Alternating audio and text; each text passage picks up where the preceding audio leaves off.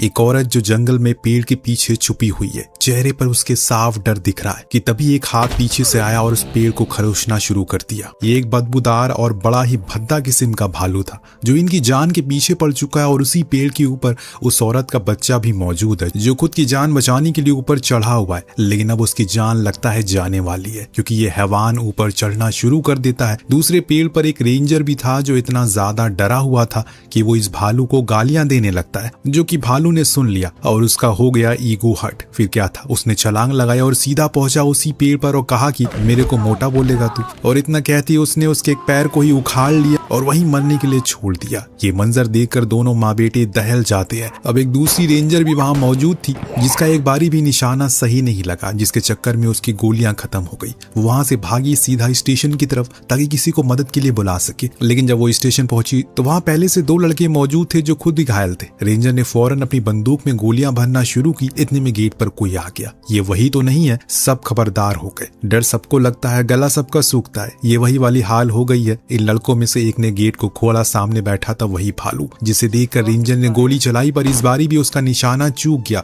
और लगा उस बेचारे लड़के की खोपड़ी पर, जिससे उसका आधा सिर खुल गया। उसकी निशानीबाजी का इतना खौफ था कि वो दोनों लड़के अब उसे डरने लगे थे। लेकिन अभी तो खेल शुरू हुआ है। अगले ही पल छत से कुछ आवाज आने लगी। वो ऊपर चढ़ चुका था। रेंजर फिर से सतर्क हो गई। एक लड़का तो गेट के पास जा खड़ा हो गया इस उम्मीद में कि जैसे वो आएगा तो वो भाग जाएगा, पर वो तो पीछे से आया और उसका सिर उखाड़ कर ले गया। ऐसी दहशत है इस भालू की। एक प्लेन जिसके अंदर भरा हुआ है 34 किलो कोकेन, जिसको एक आदमी गैर कानूनी तरीके से दूसरे देश लेकर जा रहा है, पर बीच में ही उसे पता चलता है उसके प्लेन में कुछ गड़बड़ी आ चुकी है। इसीलिए वो उन सारे कोकेन से भरे बैग को नीचे फेंकने लगता है। एक एक करके उसने सभी बैग को नीचे फेंक दिया। लेकिन अब उसने खुद भी नीचे जाना है ताकि वहां से वो उन सारे बैग को कलेक्ट कर सके और उसे उसकी मंजिल तक पहुंचा सके, वरना उसका बॉस उसे जिंदा नहीं छोड़ेगा। अब जब सारे बैग नीचे पहुंच गए तो उसने अपना पैराशूट लिया, खुद भी कूदने के लिए चल पड़ा। लेकिन अहम मौके पर उसका सर उसके प्लेन की छत से जा टकराया। अब नीचे जाने के बजाय वो ऊपर पहुंच गया, लेकिन वो कोकीन का बैग तो अभी भी नीचे पहुंचा हुआ है। इस घटना के अगले दिन एक कपल जो कुछ दिन बाद शादी के बंधन में बंधने वाले हैं, वो अभी यहाँ कुछ पल साथ में बिताने आए हैं। जहाँ ये दोनों हैं उसी के पास ही वो बैग पड़े हैं। दोनों ट्रैक करके सबसे ऊंची जगह पहुंचते हैं जहाँ से इन्हें उस जंगल के बेहद खूबसूरत नजारे को देखने को मिलता है। और उसी के साथ क्रिस्टोफर को वहीं एक भालू नजर आया जो बेहद विशाल था। उसने अलीना को भी इस बारे में बताया। दोनों ने देखा वो भालू अजीब तरह से खुद के सर को पेड़ से मार रहा था। अगले ही पल वो इनके सामने आ खड़ा हुआ। क्रिस्टोफर की तो हलक सूख गई। उसने वहीं चुपचाप खड़े रहने को बोला, लेकिन अलीना की तो हक्की पक्की गुम हो चुकी है। उसे तो सिर्फ अभी भागना था, इसीलिए उसने सब कुछ छोड़ दिया, यहाँ तक कि अपने होने वाले पति को भी छोड़कर भाग गई कि वो भाड़ में जाए। जान रहेगी तो दूसरा पति जरूर मिल जाएगा, ऐसा उसका मानना है, हमारा नहीं। तो अब बेचारा क्रिस्टोफर उसके पीछे भागता है। उसकी फूटी किस्मत उसके पैर एक पत्थर से जा टकराया। वो जा गिरा मुंह के बल और उसके पीछे वो भालू खड़ा था, उसे घूर रहा था। क्रिस्टोफर सिर्फ ईश्वर का नाम जपना शुरू करता है, पर उस बियर को पता नहीं क्या समझ में आया कि वो उसके पास आने के बजाय अलीना के पास चला गया और एक ही झटके में उसका हाथ उखाड़ कर क्रिस्टोफर के सामने फेंक दिया। इस बारी तेरी होने वाली बीवी का हाथ तेरे हाथ में दे दिया है, कर ले शादी। इधर दूसरी तरफ पुलिस ने अमेरिका के सबसे बड़े ड्रग डीलर को पकड़ लिया था, ऐसा उसका मानना है। लेकिन सिडनी नाम का एक आदमी वो सबसे बड़ा माफिया है जिसके लिए वो काम करता है, जो अभी भी मारा गया है। हर जगह हड़कंप मची हुई है। हर किसी को लग रहा है कि सरकार ने सिडनी को पकड़ लिया, लेकिन ऐसा हुआ नहीं है। बल्कि वो एक कैफे में बैठ अपनी मौत की न्यूज सुन रहा है। उसे पता चल चुका है कि उसके सप्लाईज अभी तक डीलर के पास नहीं पहुंचे और पायलट से भी कोई संपर्क नहीं है, जिसके चलते वो थोड़ा परेशान है। इसीलिए उसने अपने आदमी सिड को कहा कि वो एंडी, जो कि उनका खुद का बेटा है, उसे लेकर जंगल में जाए और जंगल की तलाशी ले जहां वो प्लेन गिरा है, क्योंकि वो पाउडर करोड़ों का है। इधर हम सारा को देखते हैं जो एक सिंगल मदर है और अपने बॉयफ्रेंड के साथ डेट पर जाने की तैयारी कर रही है। पर उसकी बेटी को ये चीजें पसंद नहीं थी, पर उसकी माँ उससे भी साथ चलने को बोलती है, लेकिन उसने इनकार कर दिया। अब सिड अपने बॉस के कहने पर एंडी के पास पहुंचा, जो क्लब में बैठा रो रहा था, क्योंकि कुछ दिन पहले उसकी बीवी की मौत हो गई है, जिसके गम में वो यहाँ पर आंसू बहा रहा है। अपनी बीवी की याद में उसने टैटू भी बनवाया है और उस टैटू आर्टिस्ट ने जोना की जगह जॉन लिख दिया है, जिस चीज का बोझ उसके सीने पर हमेशा रहेगा। बीवी की मौत से ज्यादा गम तो उसे टैटू का है। सिड ने बताया कि उन्हें जंगल में जाना होगा, वहां जो माल गिरा है उसे कीमत करोड़ों में, और वो उसी का तो पैसा है। अब इन लोगों से कुछ दूरी पर बैठा एक आदमी इनकी बातें सुन लेता है। उसे शक हो जाता है कि ये दोनों सिडनी के आदमी है। वहां सारा के जाने के बाद डीडी स्कूल जाने के बजाय अपने दोस्त के साथ जंगल में चली गई, क्योंकि वहां उसे एक जगह को एक्सप्लोर करना था। यहाँ आप धीरे धीरे करके आप समझ गए होंगे कि एक एक करके सारे कैरेक्टर जंगल की तरफ क्यों बढ़ रहे हैं। ऐसा इसलिए क्योंकि अब कहानी जंगल पर शिफ्ट होने वाली है, जहाँ आतंक मचने वाला है। यहाँ बॉब के पास उस बुड्ढे का कॉल आ जाता है, जिसका कहना था कि उसे अभी भी 2 लोग को बार में पाउडर के बारे में बात करते सुना है। उसे पूरा यकीन है कि ये लोग सिडनी के आदमी होंगे। बॉब जो अपने पूरे करियर में सिर्फ एक ही चीज करना चाहता है, वो है किसी भी तरह करके उस माफिया को पकड़ना, और इसीलिए वो अपना कुत्ता खुद की असिस्टेंट को थमाकर वहां से निकल गया। अब जब सारा डेट से वापस आई तो उसे पता चला कि उसकी बेटी स्कूल गई ही नहीं थी। अब तो वो घर पर भी नहीं आई। ये न्यूज जानने के बाद उसने जल्दी से डीडी का स्कूल का बैग चेक किया। उसमें उसे जंगल का मैप मिला, जिसमें एक सीक्रेट फॉल नाम की जगह थी। वो समझ गई उसकी बेटी वहीं गई है। वो सबसे पहले फॉरेस्ट रेंजर के पास गई, उन्हें भी कुछ नहीं पता। अब डीडी जब जंगल में मौजूद थी तो उसे कोकीन का पैकेट दिख जाता है। उन्हें समझ में नहीं आता कि ये चीज क्या है, इसीलिए अब इनके अंदर सुलेमानी कीड़ा काटने लगता है उस चीज को टेस्ट करने का। जॉन ने तो इनकार कर दिया, पर डीडी ने टेस्ट कर लिया, और उसके कहने पर जॉन ने भी, लेकिन दोनों ने ही कुछ सेकंड में उसे थूक दिया, क्योंकि वो बहुत ही बेकार था। वहीं पास में एक दूसरा पैकेट भी था, जिसके पीछे से जानवर उठा लेता है। इन दोनों को अभी तक कुछ ऐसा नहीं पता कि पीछे इनके कुछ और भी चल रहा है। दोनों अपनी बातों में मगन थे। इतने में एक गुर्राहट सुनाई थी। जब ये पीछे मुड़े तो वहां एक बड़ा सा बदसूरत भालू था, जिनके पूरे मुंह पर कोकीन पाउडर लगा था।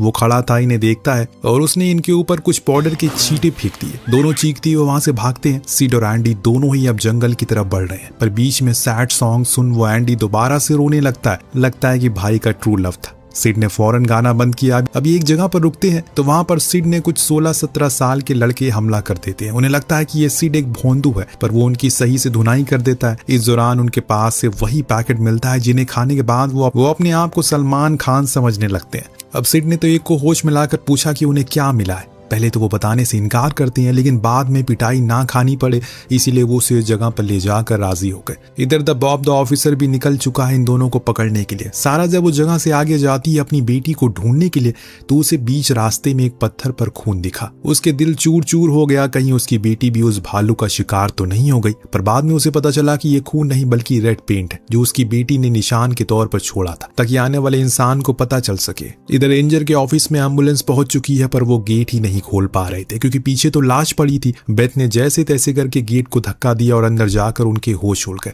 हर तरफ खून था, इंसान मांस के टुकड़े थे, आसपास वही अधमरी लाशें पड़ी थी। जो लोग जिंदा थे उनके मुंह से कुछ निकल नहीं रहा था। अपनी निशानीबाजी देखकर उसका ये हाल हुआ, और जब दूसरा आदमी दूसरे रूम में पहुंचा तो वहां उसे एक लड़के की लाश दिखी, जिसका सिर्फ धड़ ही वहां मौजूद था। वो बेचारा भी परेशान, भला इसका सर कहाँ गया। तभी ऊपर से फुटबॉल की तरह उड़ता हुआ उसका सर आया, और उसे पहनने वाला फुटबॉलर भी दिख गया। उसकी तो हवा टाइट हो गई। चुपचाप उसे गेट को बंद किया और शुरू कर दिया, लेकिन एक मामूली गेट को कैसे वो रोक सकता था। अब वो गेट को तोड़कर उसी पर गिरा देता है, खुद भी गेट पर चढ़ गया। हेनरी पूरी कोशिश करता है किसी भी तरह करके पास में पड़ा वो चाकू उठा ले, पर वहां तक उसका हाथ पहुंचा ही नहीं। उसने पास में ही रखे लाल कलर के बैग को उठाया, उस पर दे मारा, और उस नशेड़ी भालू को लगा उसमें भी गांजा है, तो वो उसके पास पहुंच गया। इन लोगों को मौका मिल गया वहां से भागने का। बेथ फौरन रेंजर को लेकर एम्बुलेंस में बैठी और भागना शुरू कर दिया। हेनरी भी पीछे ही था, लेकिन वो अभी उस पर चढ़ नहीं पाया। इतने में उस भालू की एम्बुलेंस की आवाज सुनाई थी।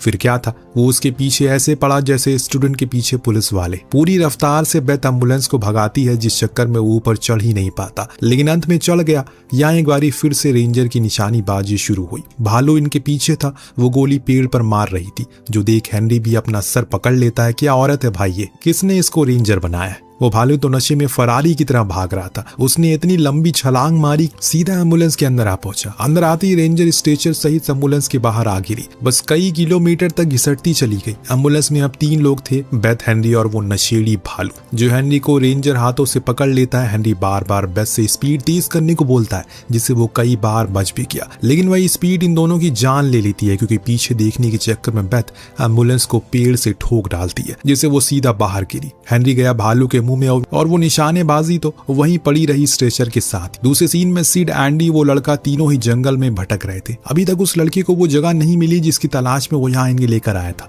इस दौरान बॉब भी वहां पहुंच चुका है जंगल में, जिसे एक हट के ऊपर वो काले रंग का बैग नजर आया। तो वो उसके ऊपर चढ़ गया। तुरंत ही वहां जोनाथन ने अपनी पुरानी आशिकी की कहानी सुना दी और ये सुनने के बाद दो आशिक हो गए और साथ में मर मिटने की बात करने लगे। इतने में ऊपर से बॉब भी इन्हें धप्पा कर देता है। उसने इन तीनों को सीधा खड़ा रहने को कहा, पर सिड के पास बंदूक थी तो वो उनके ऊपर ताने की कोशिश करता और इसी में उसकी 2 उंगली कट गई। अब बॉब की गोली से माहौल इससे ज्यादा गंभीर हो गया। इतने में वहां पर वो भालू आ गया जिसे देखकर इनकी हक्की बक्की उड़ गई। पहले सिड के पास आया, उसे कुछ नहीं कहा, फिर बाहर चला गया। जोनाथन और सिड तो वहीं लेट गए खुद की जान बचाने के लिए। तो उस भालू को लगा कि सिड उसकी मरी हुई बीवी है। वो उसके ऊपर लेट गया और सो गया। साइड में लेटा जोनाथन भी हैरान था, भला ये क्या चीज है। सब सोच में पड़ गए। सिड आकर चेक करता है तो उसकी सांसें चल रही थी। उसी समय उसे जेब से वो पैकेट गिर गया जिसकी स्मेल भालू की नाक तक पहुंच गई। वो दोबारा जाग गया। शुक्र है कि वो एंडी के ऊपर से हटा। तो वो उस पैकेट को निगल गया और फिर बेवड़ों की तरह नाचना शुरू करता है।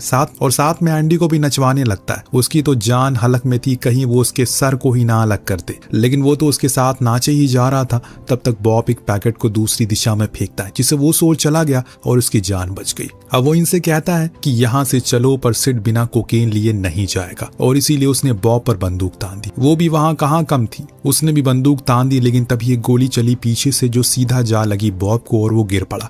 ये सिडनी था जिसे बॉब के बारे में उसकी असिस्टेंट ने बताया था, उसके साथ मिली हुई है वो। ये जानने पर बॉब अपने आखिरी समय पर उसे बड़ी गालियां सुनाता है। सिड ने अपने बॉस को बताया कि उनका कोकेन तो भालू खा गया। अब ये सुनकर उसने तो पहले 4 गालियां दी। बोलता है कि अबे क्या बक रहा है तू, होश में है ना तू। वहां एक तरफ सारा को अपनी बेटी की खून से सनी हुई शर्ट मिली, लेकिन उसी के पास इन्हें क्रिस्टोफर मिल जाता है। जी हाँ, वही शुरू वाला लड़का जो अभी जिंदा है। सारा उससे अपनी बेटी के बारे में पूछती है। वो उसे भालू की गुफा के बारे में बताता है। हो सकता है कि वो वहां छुपी हो। जब ये लोग उस गुफा तक पहुंचते हैं तो वहां उन्हें भालू के बच्चे दिखते हैं। वो भी उसी की तरह कोकेन के नशे में एकदम मगन थे। अब वहीं पर सारा को डीडी मिल जाती है। वो उसे दूसरे वाले रास्ते पर चलने को बोलती है क्योंकि उन्हें बाहर से आवाजें आने लगी थी क्रिस्टोफर की चीखने की, जिसका मतलब है कि अब वो जिंदा नहीं रहा। ये लोग अब दूसरे रास्ते से बाहर आए तो वो असल में एक पानी का झरना था और नीचे एक खतरनाक खाई।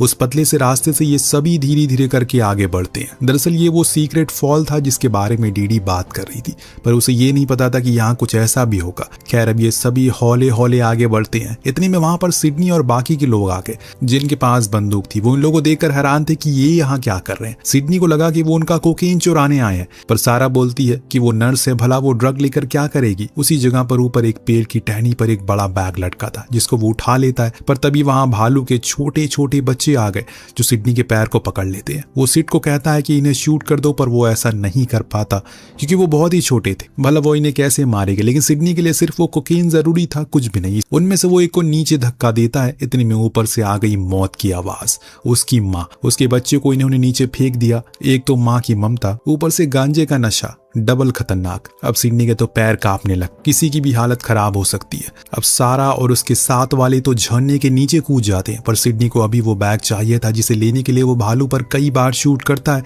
पीछे खड़े उसके दोनों लोग भी पानी में कूद गए। जब गोली लगी तो भालू वहां से नीचे जा गिर पड़ा। ये बोले कि मर ही गया। अब सिडनी उस बचे हुए बैग को ले जाने लगता है, पर अपनी माँ का मरा हुआ देखकर वो बच्चे रोने लगते हैं और सिडनी का बैग को फाड़ देते हैं, जिससे एक पैकेट नीचे गिर गया और फट गया। जैसे ही कोकेन की गंध हवा में फैली, वो मरी हुई माँ जिंदा हो गई और पहुंची ऊपर। वहां उसने सिडनी का वही हाल किया जो हम बयां भी नहीं कर सकते। अब नीचे कूदने वाले लोग तो बच गए, लेकिन सिड के गले में चोट लग गई, पर वो जिंदा था। कहानी के आखिर में हमें बताया जाता है कि 1985 में यह घटना सच में घटित हुई थी। पुलिस फोर्स ने काफी तहकीकात की, लेकिन उन्हें कभी भी सिडनी का वो 35 किलो का कोकेन भरा बैग नहीं मिला। लेकिन जो लोग बच गए उनकी कहानी सुनकर हर किसी की रूह कांप गई। इसी के साथ ये कहानी यहीं अंत होती है। आपको कहानी कैसी लगी हमें कमेंट करके जरूर बताएगा। मिलते हैं अगली वीडियो में। Thank you so much watching. Peace out.